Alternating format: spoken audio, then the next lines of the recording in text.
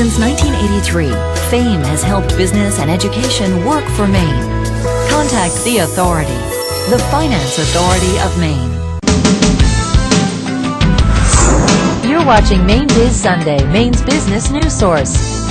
Today we're discussing how rising gas prices are set and how they affect business and the overall Maine economy. With us to discuss the issue is Charles Colgan, a professor of public policy and management at the University of Southern Maine and chair of Maine's Consensus Economic Forecasting Commission. Brian Parke, executive director of the Maine Motor Transport Association. Jamie Pye, director of the Maine Energy Marketers Association, and Gerry Greenleaf, vice president of distribution at one of Maine's largest businesses, Hannaford Supermarkets. Welcome, gentlemen. Thank you for being here. Yeah, this is I'm a host and producer of the show, so you'd think I get to set what topics we do all the time. I don't get to all the time, but this is one I insisted on because it drives me crazy. And I think I'm not the only person that wants to know how these prices get set, what really drives them, what are the indicators. I think there's some key numbers that really, we're a consumer-driven economy, you always tell me that, and there's some key numbers I think that average people watch. They watch the inflation, CPI, they think they know what that means, most people don't. They watch the Dow Jones Industrials, nobody knows what that really means. We watch mortgage rates, we kind of know what that means, unemployment rate, everybody kind of knows what that means, but the gas price at the pump, we all understand that, and that's why I think this is so important in terms of how it impacts how consumers make their decisions, how it affects businesses, all throughout the economy, that ripple effect. So, Jamie, I'm going to start with you. The Department of Energy, they lay out their kind of the analysis, and we'll put up a graphic of this, of what makes up a gas price, what the price of a gallon of gas. They say about 68% is due to crude oil, 10% is by refining cost, 8% from distribution and marketing cost, and 14% in taxes. First of all, is that about right? And then also, how's a gallon of gas and fuel made up in Maine? What makes that price?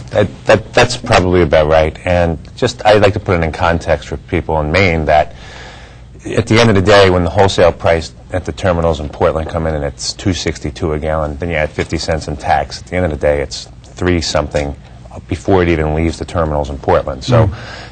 When I look today, Oil Price Information Service puts out a pricing for the country, and they do so for Portland also, and they say the average wholesale, or the average gross margin today is 9 cents for the retailer. So that's your local Big Apple that's here on Lisbon Street. You know, they're grossing 9 cents a gallon. That's before they pay anybody, before they pay for the license. So just put that into context so that you know that it's not your local retailer that's making a ton of money here when the prices go up. Well, that's another thing I wanted to ask you, too, because I was looking at the website. And tell us who, we tend to think of, well, it's big oil that's driving all this, and they may be. But at the price in Maine, who really is the oil distributors and gas stations in Maine? Maine is what's known as a distributor state, and it's not owned by big oil. So you're all local Maine businesses. Even the Irving's a family-owned business, but all those stations are really owned by local entities in the state of Maine, mostly. Some are not, but none of them, even though they have a flag that may say Chevron or Mobil, that's just kind of a branding flag that they call it. So they're not owned for marketing support, for product support. It's nice to have some brand associated with it. But you'll see those stations around that are not branded either. They have different names, or Jamie's Gas and that kind of stuff. Right. Okay. Good. Okay. Charlie, I want to turn to you and kind of get the bigger picture then, and really get back to that 68%, I think, probably, really talk about really what's driving that price. I'm going to put up another graphic for folks, just it's like a 3-year look at crude oil prices and how it affected the average price of gas in Maine and the United States. And obviously, it really peaked in July of 2008, around almost $150 a barrel, tanked at about December of 2008. Gee, there was something going on in the economy then too, I think. Really dropped to the bottom, dropped out, and it's been rising steadily since then. And Maine's gas prices have really followed right along with that in the Maine and the nation too. So, what are the components that make up that price at the pump? I know and how much is speculation involved in all that too?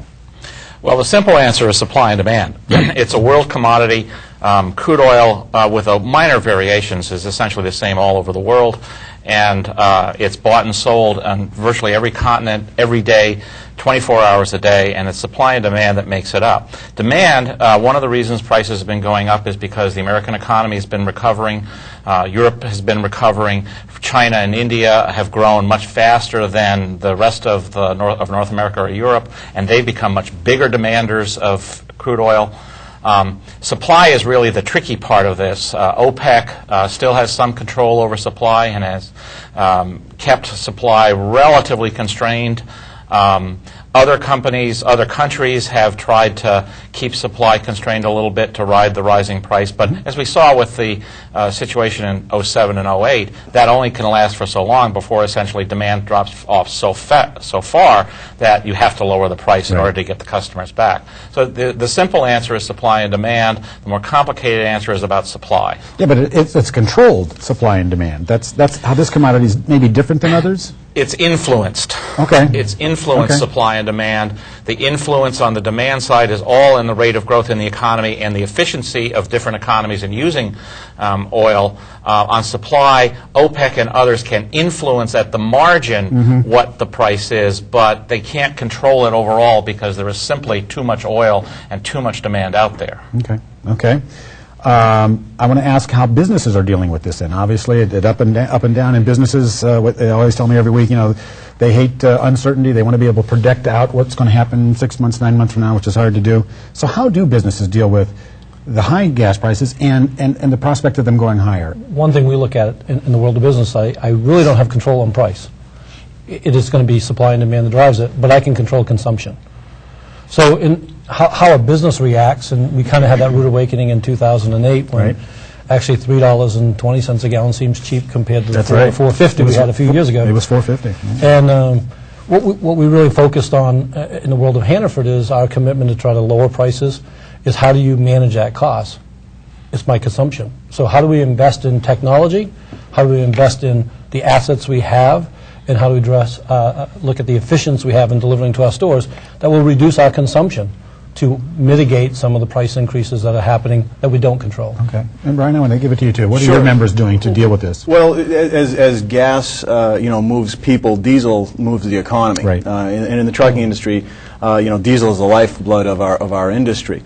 I can't overstate the importance of supply and demand when it comes to diesel, as it represents the second largest operating expense for trucking companies behind labor.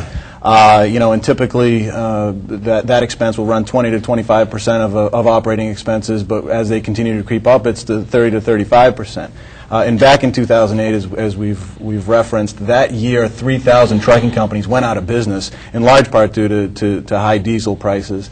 And that only includes companies that had 5 or more units. And in Maine, the vast majority of the trucking companies in the state of Maine are 5 or fewer units. Yeah. So what's the ripple effect of this? How does that ripple through the economy? Where do we see the first impacts, and then what really happens?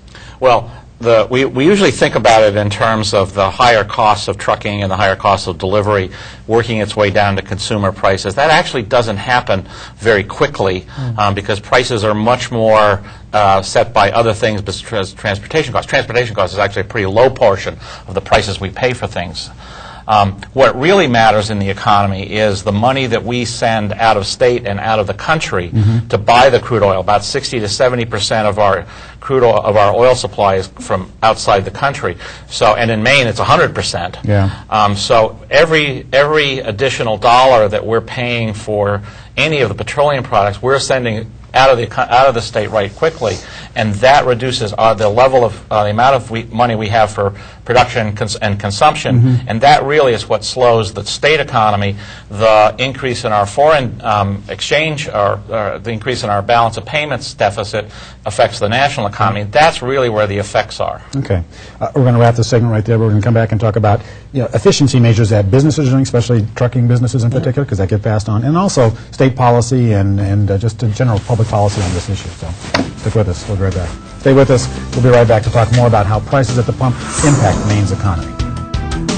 Mainebiz Sunday is brought to you by Bangor Savings Bank, where you can enjoy free ATMs worldwide.